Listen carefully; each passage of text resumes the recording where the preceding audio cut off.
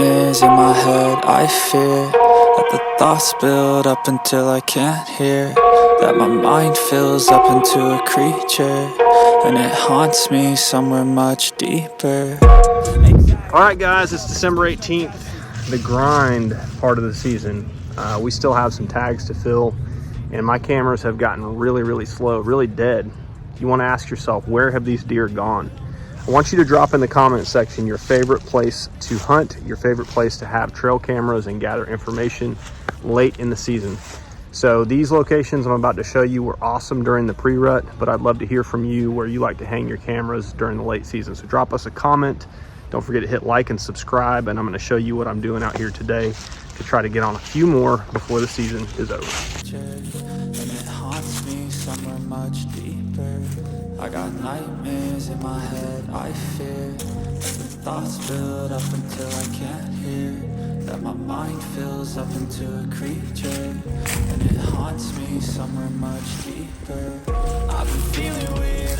There was a nice buck bedded out on this point. I actually got to sit in the tree and watch him walk in, bed down, get up and readjust, walk around, lay back down over the course of a couple hours several times, and it was very cool to watch. But this whole spot has changed completely now.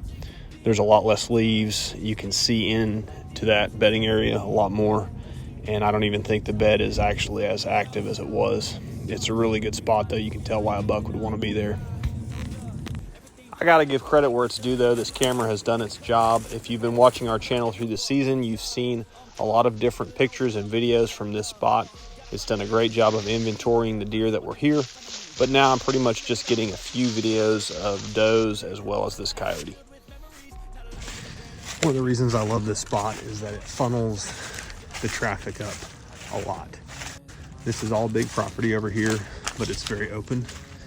And then we've got a home right over here, also very open. And the cover just slims down to right beside the creek.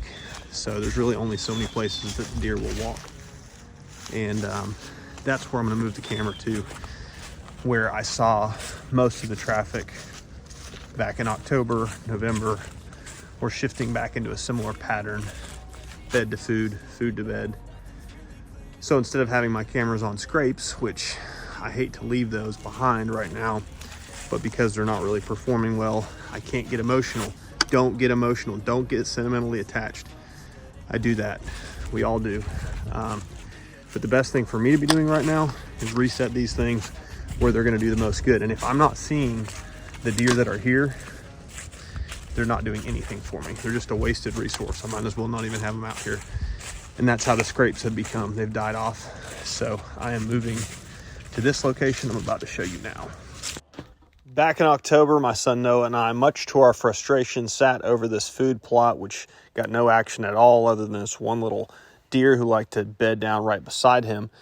But we saw all these deer pouring out of this bedding area between this ditch and this creek. It's a perfect place to put our camera this time. All right, so I'm actually hesitant to move this one because it's on my food plot that I worked. It's pretty hard to get going. But for some reason, the deer are still not really on this food plot yet. So I'm torn. Once again, I got to remind myself, don't be sentimental. Do I want it to work because my stand is right there? Yeah, of course I do. But until they're using this food plot regularly. Anxiety, filling up every space, no privacy.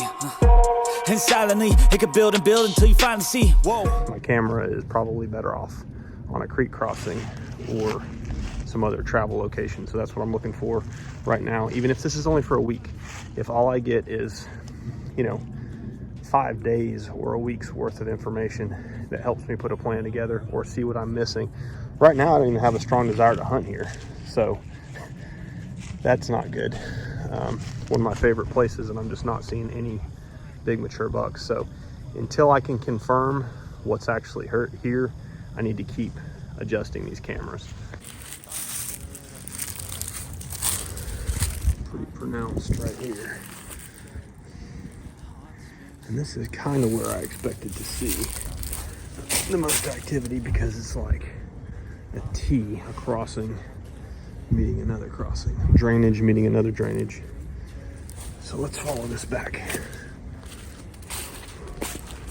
See the trail right there?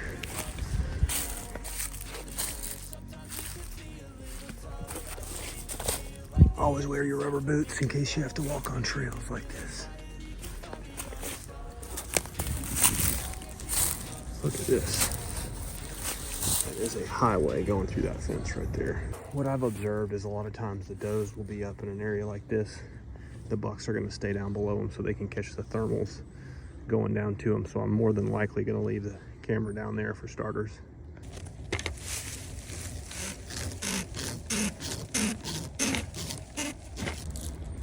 Camera, crossing, scrape, range, my stand, and food plot. So hope for the best. This is called measure twice, cut once. All right, so I just pulled up at a different property. This one, I'm gonna have a completely different approach. My food source on that last one is the food plot. My food source at this one is gonna actually be bait. I haven't used bait here at all season, but the scrape that I've had set up with a pre-hung stand is just dead. I haven't had a buck there in weeks. So I'm gonna introduce some bait here, a food source. It is not natural, it is hard to hunt, but I actually need to take a couple of does off this property as well. That's part of my deal with the landowner. So my attitude is, whether I'm baiting it for the bucks or baiting it for the does, get in, get a couple of arrows shot, and end of season, it's not gonna hurt anything. But I think what we're gonna find, judging by the rubs that I'm already looking at, is that there might be a buck or two under my nose here that I haven't been getting on camera. I hope so. Anyway, we'll see. And the reason we're picking this spot to relocate this scrape camera is it's just a high traffic area. I can see a lot of tracks at this creek crossing, and the open hardwoods meet this thick bedding area. So it's just a high traffic, high percentage area. It's a great place for our camera. And we'll see what happens. It's Hail Mary time, end of the season. We're throwing the ball as far as we can and hoping that something sticks. All right, and last but not least, never be scared to move your cameras completely. I took 2 cameras from a property earlier this week that's not producing anything, and it's Friday, it's after work. Normally I would be hunting today. This is my best day this year to get big deer. Both my bucks have come on Friday. I'll drop the link in for those in the description below. Great hunts. After work on a Friday was when I got my big deer, but instead I'm out here about to knock on a brand new door. It's worked for me the last 2 seasons, last year and the year before that. I got some buzzer beater bucks right at the last minute on properties I had never gotten any permission on before. I'm about to try the same thing again. And what I like about doing this right at the end of the season is you have nothing to lose. In this case, I've already got 2 bucks, but I also have nothing to lose in terms of being told no. If they're like, no, Jack, we're not about, hunting, and I've never heard of that big deer that you're talking about, you've had somebody see here, whatever. My time is better spent actually right now getting permission or moving the cameras that I have around the permission properties that I have than actually hunting for me right now, because I don't have pictures of anything I want to shoot right now. So I'm about to go try to knock on this last property. I have never even tried to get permission here, but I've heard about a big deer in the area. We'll see what happens. This sweet old guy invited me right in and is about to let me make my pitch. First door I've knocked on. Crazy. People are nice. Well, interesting turn of events, but I'm in, got permission, and we're gonna see what we can see. So, got 2 ag fields here and over here. This guy hunts. I just found that out, which is gonna make it tough. But I just got a good feeling about this spot. I really do.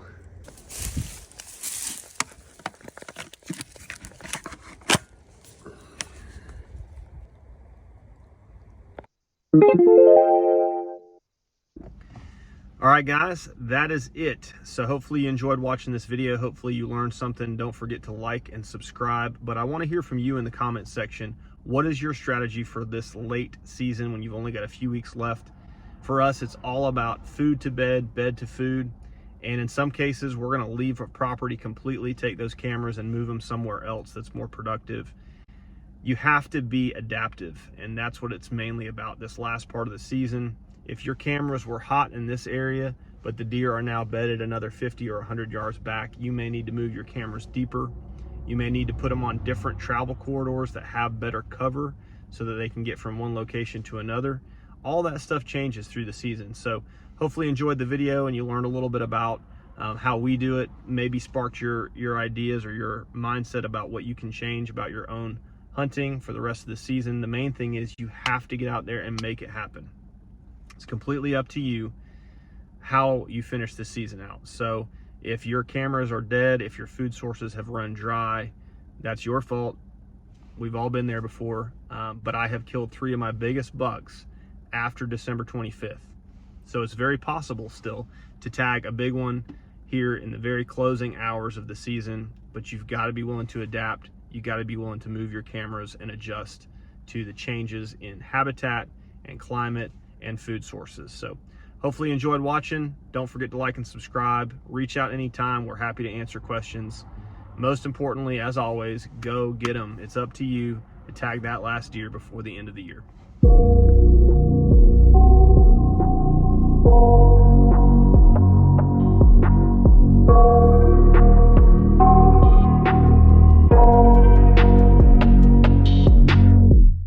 I got nightmares in my head, I fear that the thoughts build